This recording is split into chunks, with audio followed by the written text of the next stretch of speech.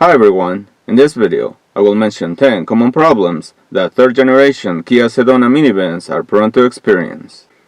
Number 1. Many 2015 to 2018 models have been recalled because the front passenger occupant sensor wiring harness is prone to break, causing the airbag light to illuminate on the dashboard, and the front passenger airbag not to deploy during a front collision. Number 2. The combination switch in some of the earlier models of this generation is prone to malfunction, causing the right turn signal to illuminate when selecting the left, and other times the headlights turn off for a few seconds when using the turn signals. Number 3. The power sliding door motors are prone to experience premature failure, causing the sliding doors to only be opened and closed all the way manually. Number 4. The soy-base coated electrical wires are prone to get chewed by rodents, causing several electrical problems. Number 5. The climate control module is prone to malfunction over time and needs to be replaced.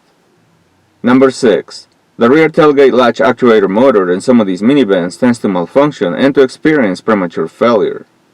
Number 7. The front brake rotors in some of these minivans are prone to warp, causing the minivan to shake when braking.